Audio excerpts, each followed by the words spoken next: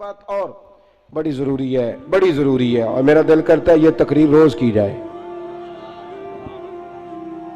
اخلاق حسنہ کا کمال یہ ہے کہ خوددار رہ کے زندگی گزارے، عزت نفس کے ساتھ، یہ ہاتھ پھیلانا چھوڑ دے، یہ امیروں کی جیبیں دیکھنی چھوڑ دے۔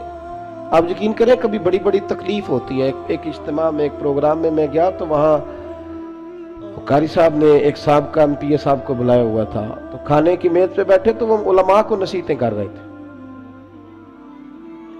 آپ لوگ یہ جمعہ پڑھایا کریں، آپ کو پتہ نہیں ہے لوگ کہاں چلے گئے، آپ لوگوں کو لڑائے نہیں۔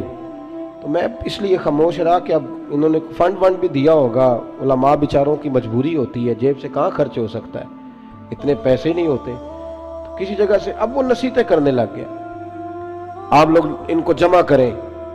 کیوں بھلا؟ اس لیے کہ اگر خودداری ہو نا تھوڑے پہ گزارے کا تو پھر ان جیسے لوگوں کی ضرورت نہیں پڑتی۔ یہ جب ان سے کوئی تھوڑا سا آپ توقع رکھتے ہیں پھر یہ ظلم کرتے ہیں۔ تھوڑی دیر کے بعد پھر کہنے لگا جی میں آپ کو مضمون دیتا ہوں اگلے جمعے کا،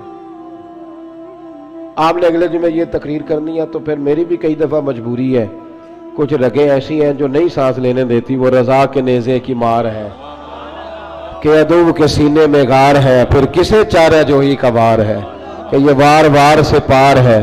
تو کئی دفعہ مجبوری ہوتی ہے نا، اٹ سٹ تے پکھڑا کوار گندل اسی اور بھی بوٹیاں جاننے ہیں، تو وہ مطلب اس نے سمجھا کہ سارے ایسے ہیں۔ تو کہنے لگا جی پھر بولے آپ وعدہ کرتے ہیں، میں کہا چوری صاحب کی کم کر دے ہو؟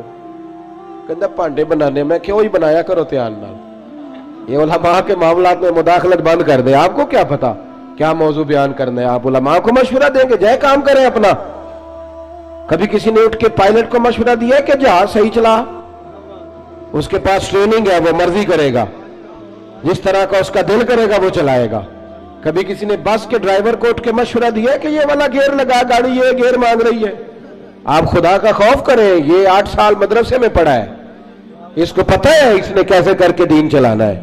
اور علماء نے الحمدللہ علماء یہ جتنی آپ کو کہتے ہیں جی مولویوں نے کیا کیا ہے، تو میں نے کہا مسجدیں کم ہوتی ہیں، قرآن سنانے والے زیادہ ہوتے ہیں، یہ علماء کی محنت ہے اللہ کے فضل سے۔ ہر مسجد میں اذانیں ہوتی ہیں، جمعے کا خطبہ ہوتا ہے، یہ علماء کی محنت۔ اور پھر میں نے ان سے قبلہ سے بھی عرض کی، میں نے کہا چھوڑ دے آپ ہمیں بلائیں، مسجد والا سپیکر چلائیں، اب کوئی بندوبست نہ کریں، آپ مسجد کی چٹائیاں بچھائیں، ہم کو محتاج ہے کہ ہمیں بہت زیادہ بندوبست ہوگا تو نوٹ گریں گے تو تب بھی تقریر ہوگی، یہ رسول اللہ کا دین ہے۔ اگر کفار مکہ کے مجمع میں کھڑے ہو کے اکیلے جناب ابو بکر صدیق مصطفیٰ کی شانیں بیان کر سکتے ہیں تو ہم بھی ہر جگہ کھڑے ہو کے بیان کر سکتے ہیں، کوئی ایسا مشکل کام نہیں ہے۔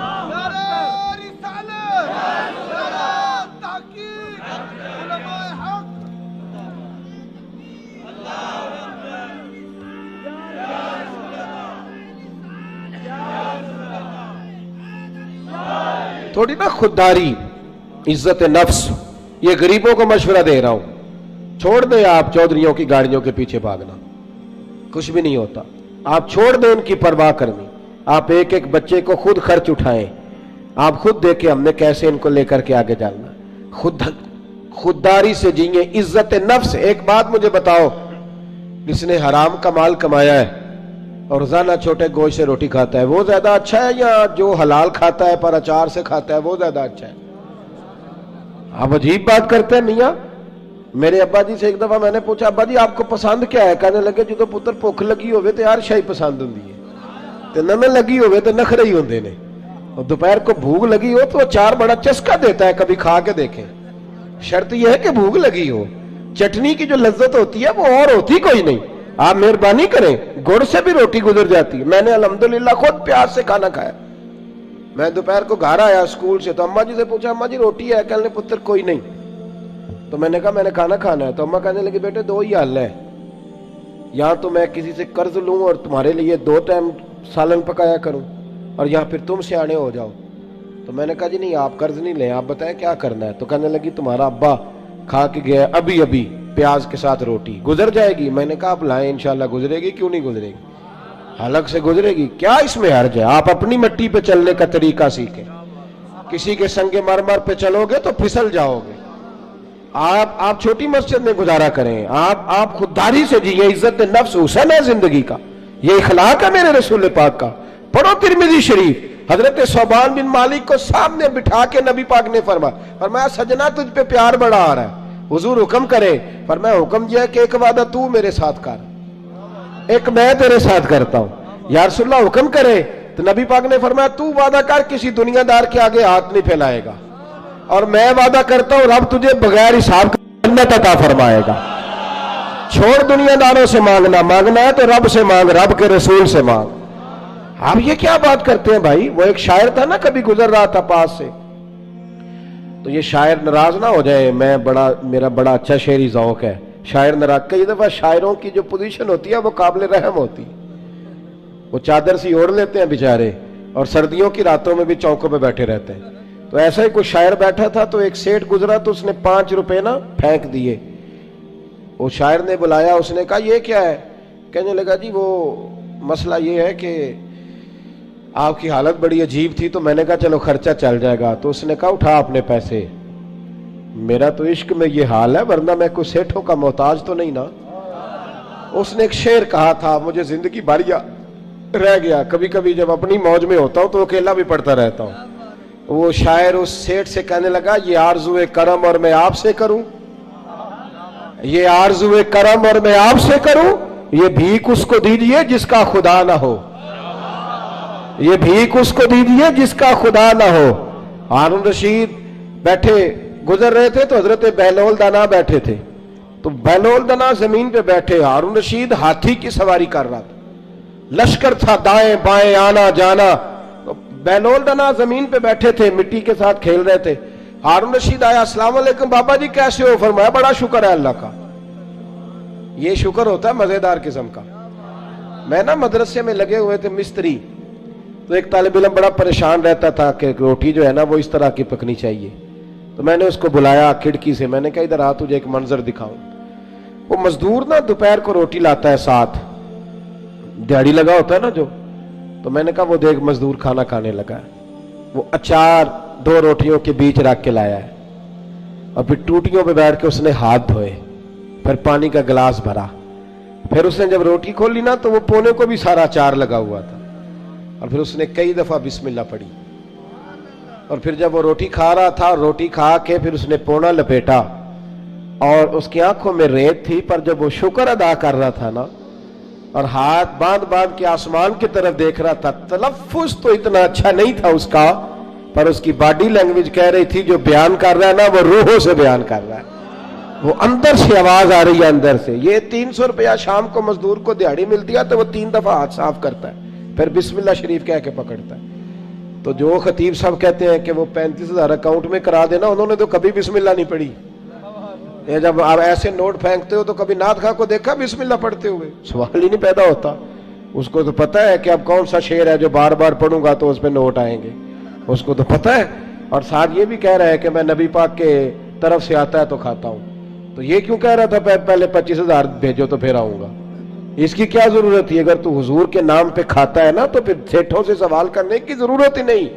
مصطفیٰ کریم جب دیتے ہیں تو شان کے ساتھ دیتے ہیں, اور گھر بیٹھے بٹھائے بھی عطا کر دیتے ہیں, پھر ضرورت نہیں. بہلول دانا بیٹھے تھے تو ہارون رشید قریب سے گزرا, بابا کیا حال ہے؟ کہ بڑا اچھا. کہنے لگے بابا کوئی حکم ہی کر دے. تو بابا جی مسکرا پڑے, کہنے لگے تجھے کون دیتا ہے؟ کہنے لگا اللہ. تو فرمایا مجھے. کہا اللہ. تو حضرت بہلول دانا فرمانے لگے یہ تو نہیں نہ ہو سکتا کہ اللہ ہارون رشید کو دیتا جائے اور بہلول دانا کو بھول جائے, یہ تو نہیں نہ ہو سکتا. جا اپنا کام کر میاں, تو کس چکر میں الجھ گیا؟ خودداری سے جیئیں, عزت نفس, پھٹے کپڑے پہن کے گزارا کریں. خبردار, باوقار آدمی شاندار ہوتا ہے, باوقار آدمی شاندار ہوتا ہے. مجھے ایک بچے نے ویڈیو لا کر کے دکھائی, آپ یقین کریں میں آج تک اس بچے کو ڈھونڈ رہا ہوں. کوئی غریب کا بچہ سڑک پہ پینسلیں بیچ رہا تھا, تو کسی نے اس کو کہا, یہ اسی وطن کی بات, کسی نے اس کو کہا یہ بیٹے 100 روپیہ لے لو. تو کہنے لگا نہیں میرے ابا نے منع کیا ہے. اس نے کہا پینسل کی مزدوری لینا, مسواک بیچ لینا, لیکن پتر کسی سے 100 روپیہ نہیں لینا, پھر مانگنے کی عادت ہو جاتی ہے. پھر انسان کو مفت کے دسترخوان پہ مزہ آتا ہے. حضرت سالم بن عبداللہ بن عمر, جناب عمر کے پوتے, طواف کعبہ کر رہے تھے, بیت اللہ کا طواف کر رہے تھے. طواف کرتے کرتے خانہ کعبہ کے دروازے کے سامنے مقام ملتزم کے پاس کھڑے ہوئے تو خلیفہ عبد الملک بن مروان آ گیا.